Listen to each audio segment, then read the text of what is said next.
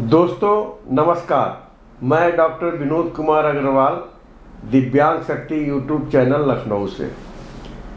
आज मैं premium plus जो फ्रीक्वेंसी डिवाइस है हमारे पास, उससे ऑटिज़म हम कैसे सही करेंगे उसके बारे में डिस्कस करेंगे। तो ऑटिज़म एक ऐसा प्रॉब्लम है जो बच्चों में चंचलता बहुत रहती है, मतलब हाइपर एक्टिव होता है। वो अटेंशन नहीं करता, कंसंट्रेशन नहीं करता, मतलब ना ही पढ़ने में, ना ही किसी से मिक्सअप होने में, ना ही वो सोसाइटी में जाता है तो अपने आप में ही मस्त रहता है। मतलब ऐसा बिहेव करता है कि जैसे उसे कोई सोसाइटी से मतलब नहीं, बच्चों से जल्दी मिक्सअप नहीं होता, ना वो पढ़ने में दिमाग लगाता है, ना अपने गार्जियन की बात सुनता है, ना ही वो मतलब ऐसा बिहेव करता है कि जाने अनजाने में गार्जियन ये समझते बहुत शैतान बच्चा है। जबकि दोस्तों एक तरह से ये बिहेवियरल डिसऑर्डर है और लर्निंग में उसको प्रॉब्लम है। मतलब शुरू में तो ये लगता है कि बच्चा है, अभी हो जाएगा सही, तो 1.5-2 साल तक तो गार्जियन नहीं समझते, लेकिन उसी समय गार्जियन जो है अगर ये समझ जाए मेरा बच्चा ऑटिज़म का है, या इसको मतलब ADHD भी एक प्रॉब्लम होता है, उससे मिलता जुलता ऑटिज़म और ADHD जो है वो एक तरह का प्रॉब्लम सेम है। दोनों बच्चों में हाइपर एक्टिव रहता है, वो उछल कूद मचाता है, इधर उधर भागता है और गार्जियन समझ नहीं पाते हैं।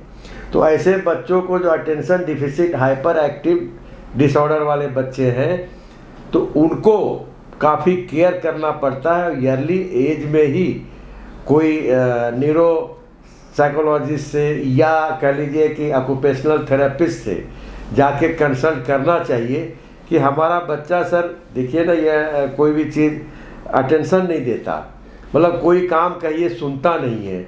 अगर आप उसको पढ़ने कहिए तो पढ़ेगा नहीं, अगर उसको आप बैठने कहिए तो बैठेगा नहीं, वो खुद ब खुद इधर उधर, जो आप कहेंगे वो नहीं करेगा, और जो वो करेगा वो कब कर देगा, क्या कर देगा, ये समझ में नहीं आएगा। एक ही बात को रिपीट करेगा, हंसेगा तो हंसता ही रहेगा, कुछ बोलता है तो बोलता ही रहेगा। तो इस तरह के बच्चों को हम ऑटिज़म कहते हैं, बिहेवियरल डिसऑर्डर कहते हैं। और ऐसे बच्चों को ये एक तरह का बीमारी ना कह लीजिए, ये साइकोलॉजिकल डिसऑर्डर है, या जो हमारे खुशी के हार्मोन है, डोपामीन है, सेरोटोनिन है, इसका सेक्रेशन उन बच्चों में कम होता है। कभी कभी जेनेटिक डिसऑर्डर भी होता है। ये प्रेगनेंसी के समय माँ ने कुछ दवाइयाँ ली, उसका भी साइड इफ़ेक्ट होता है। तो एग्जैक्ट काउज तो अननोन है, लेकिन कुछ छोटे मोटे ये सब कारण है जिसकी वजह से, हाँ, कभी कभी क्या होता है कि आयरन डिफिशियंसी मदर को हो गई तो बच्चों में भी आयरन डिफिशियंसी होती है, तो उसका ब्रेन प्रॉपर फंक्शन नहीं करता है, वो कूल नहीं रहता है, हमेशा वो चिड़चिड़ापन, गुस्से में रहना, किसी सामान के लिए लेट जाना कि हमको अभी चाहिए तो अभी चाहिए। तो इस तरह के बच्चों, कभी कभी वो मार भी देता है घर के मेंबर्स को, कभी कभी कोई सामान तोड़ देता है, कभी कभी गुस्सा हो जाता है। तो इसको हम ऑटिज़म कहते हैं, या हम ADHD भी बोल सकते हैं। तो ऐसे बच्चों के लिए स्पेशल ट्रेनिंग होता है, मतलब पेरेंट्स जो केयर गिवर हैं उनको ट्रेन करते हैं ऑक्यूपेशनल थेरेपिस्ट, कि बच्चे के साथ आप कैसे बिहेव करें, उसकी हाइपर एक्टिव जो बच्चा है कैसे रिड्यूस करें, क्या एक्टिविटीज़ करें कि उसकी जो चंचलता है वो कम हो और उसका कंसंट्रेशन जो है एक जगह लगे। तो उसके लिए ट्रेन किया जाता है। बहुत ही लंबा डिस्कशन हो जाएगा। बेसिकली ये समझिए, इस तरह के बच्चों का इलाज ऑक्यूपेशनल थेरेपी ही है। और उसके बाद जो हमारा ये premium plus frequency 13 hertz frequency device जो है बहुत ही उम्दा काम कर रहा है।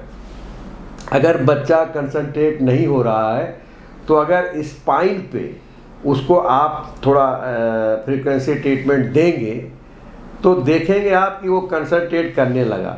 शुरू में हो सकता है वो बच्चा थेरेपी ना ले, क्योंकि थोड़ा सा उसमें हीट भी निकलती है फ्रीक्वेंसी के साथ में। तो फर्स्ट ऑफ ऑल ये करना चाहिए कि उसको आप मतलब टेराहर्ट्ज डिवाइस से वाटर को चार्ज करिए, क्योंकि वाटर को चार्ज करते ही वो लीनियर फॉर्म में हो जाता है वाटर, और फिर बच्चा जब घूट घूट करके पीता है तो उसके ब्रेन के सेल में भी वो पानी जाता है, बॉडी के हर ऑर्गन में जाता है, तो जिससे जो चंचलता है वो धीरे धीरे कम होता है। ये देखा गया है कि charge water, terahertz charge water पीने से बच्चों में जो बिहेवियरल डिसऑर्डर है, मतलब सुनता नहीं है, समझता नहीं है, पढ़ता नहीं है, क्लास में भी अपना चुपचाप बैठा रहता है, तो इस तरह के बच्चों को ये टेराहर्ट्ज वाटर जो चार्ज करके दिया जा रहा है उससे काफ़ी लाभ मिल रहा है। और एक रूटीन बना लीजिए, अगर जैसे बच्चा 2 साल का है, अगर डायग्नोसिस हो गई तब तो बहुत ही अच्छा है, क्योंकि 2 साल से ही थेरेपी उसकी शुरू हो जाती है। ऑक्यूपेशनल थेरेपिस्ट इसको जो है अच्छी तरह से गाइड करके, काउंसलिंग करके पेरेंट को जो है या केयर गिवर उसके जो है उनको ट्रेनिंग देता है कि आप इसके साथ क्या व्यवहार करें। अगर वो गुस्सा हो रहा है तो पनिश भी करिए और रिवार्ड भी दीजिए। होता क्या है कि आप समझते हैं बच्चा बदमाशी कर रहा है, इसको पीट दे, पीटने से वो सही नहीं होता, और बच्चा आपका जिद्दी हो जाएगा और आपके साथ में मिसबिहेव करेगा, किसी के साथ भी मिसबिहेव करेगा। ऐसे बच्चों का पनिशमेंट क्या होना चाहिए कि उसको लगे कि हाँ हमने कुछ गलती किया है। जैसे सपोज आपने 2-4 मिनट के लिए कमरे में उसको अकेला छोड़ दिया, तो उसको एहसास होगा कि हमने कुछ गलती करी है, ऐसा नहीं करना चाहिए था। इसी तरह से रिवार्ड भी दीजिए। जैसे आप कहिए कि आप ये ड्राइंग करो तो हम तुमको ये देंगे, कोई गिफ्ट रख दीजिए। हाँ, इसमें गिफ्ट में ये ध्यान रखना है कि कोई मीठा आइटम, मतलब चॉकलेट हो गया या शुगर वाली मिठाई हो गई या उस तरह की चीज़ें जो हाई शुगर है जिसमें, वो नहीं देना चाहिए। क्योंकि अगर ऐसे बच्चों को शुगर वाली चीज़ ज़्यादा देते हैं तो और हाइपर एक्टिव होगा। तो ऐसे बच्चों में जिंक, मैग्नीशियम और आपका प्रोटीन को बैलेंस डाइट करके देना चाहिए, जिससे कि बच्चा आपका कूल रहे। और देखेंगे आप कि 1 महीना 2 महीना आपने चार्ज वाटर दिया टेराहर्ट्ज डिवाइस से, तो वो थोड़ा कंसंट्रेट करने लगेगा, फिर आपकी थेरेपी को भी अंडरस्टैंड करेगा और किसी भी एक्टिविटीज़ में वो कंसंट्रेट करेगा। देखिए, ऐसे बच्चों का परमानेंट क्योर तो नहीं है, लेकिन हम अप टू 80% 90% सोसाइटी में वापस ला सकते हैं। जो नॉर्मल बच्चे जैसा बिहेव करते हैं वैसा हम कर सकते हैं। नॉर्मल साइकोलॉजी आपको मालूम होना चाहिए कि भाई इतने साल का बच्चा ये कर सकता है।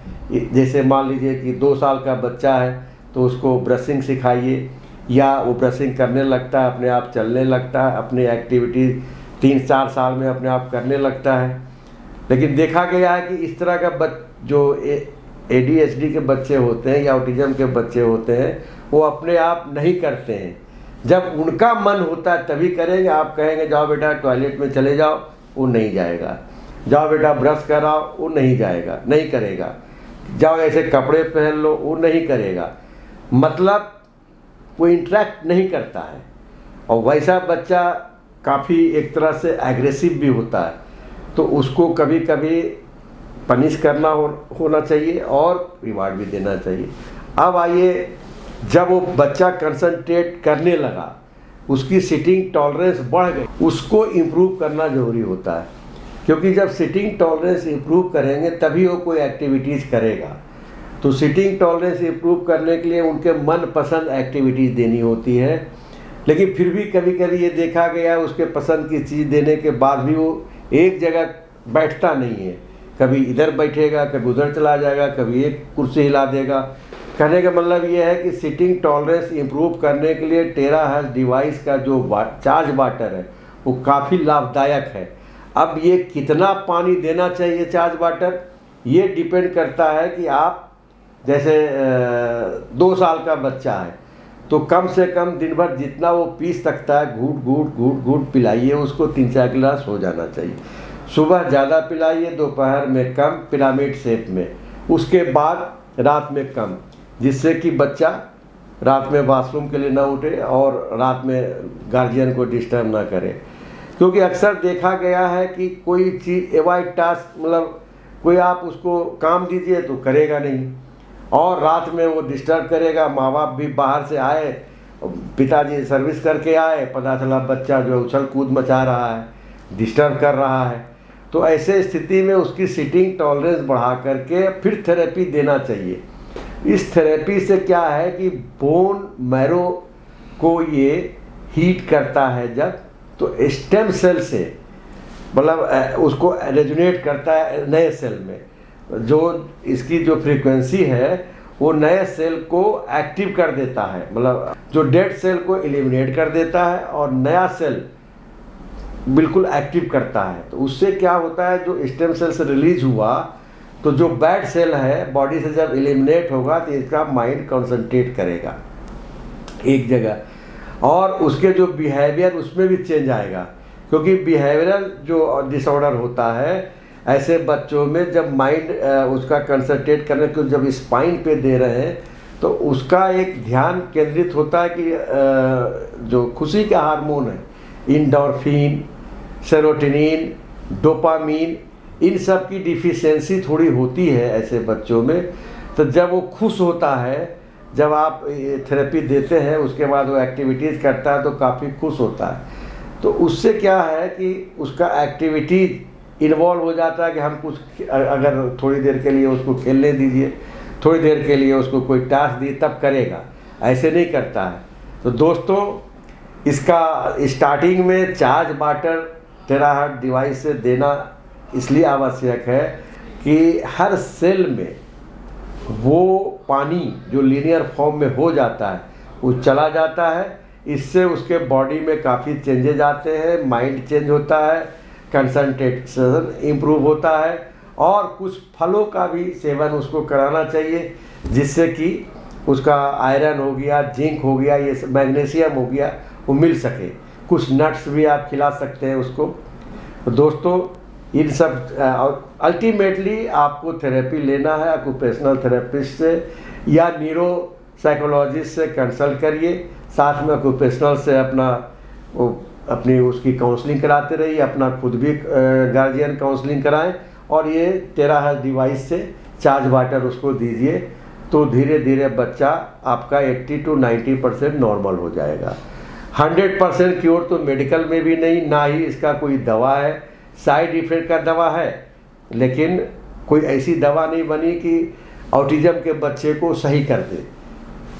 उसकी थेरेपी होती है, काउंसलिंग होती है, साइकोथेरेपी होती है, ऑक्यूपेशनल थेरेपी एक्टिविटीज़ से उसको एंगेज करके सही करते हैं। और एक नई चीज़ जो आई है टेराहर्ट्ज़ डिवाइस, इससे भी देखा गया कि चार्ज वाटर और स्पाइन पे देने से बच्चा कंसंट्रेशन करता है एक्टिविटीज़ में। आज की डेट में ये देखा गया ADHD के बच्चे मोबाइल और डिफरेंट इलेक्ट्रॉनिक गैजेट से ज़्यादा इन्वॉल्व है। उसमें क्या हो रहा है, जो रेडिएशन निकल रहा है तो बच्चे के माइंड पे भी असर पड़ता है। अब देखिए यहाँ पे जब आप होमवर्क देते हैं या पढ़ाने की कोशिश करते हैं तो नहीं करेगा, लेकिन मोबाइल का गेम दे दीजिए तो बड़ा ध्यान से देखता है। और उसका जो मोबाइल का रेडिएशन है कितना नुकसान कर रहा है ये तो आप लोग अच्छी तरह से समझ रहे हैं। उसके आँखों पर असर पड़ रहा है, उसके माइंड पर असर पड़ रहा है।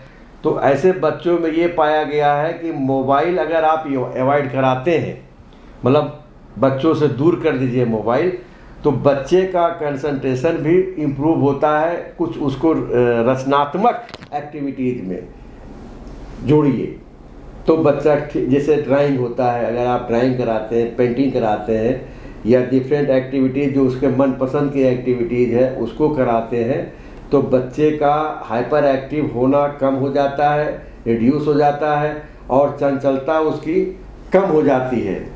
तो ऐसे बच्चों को मोबाइल से दूर रखें, लैपटॉप से दूर रखें, मतलब इलेक्ट्रॉनिक गैजेट से दूर रखें जिससे रेडिएशन कम हो। धन्यवाद दोस्तों, इस वीडियो में इतना ही। आगे और भी इसके बारे में डिटेल बताऊंगा। धन्यवाद।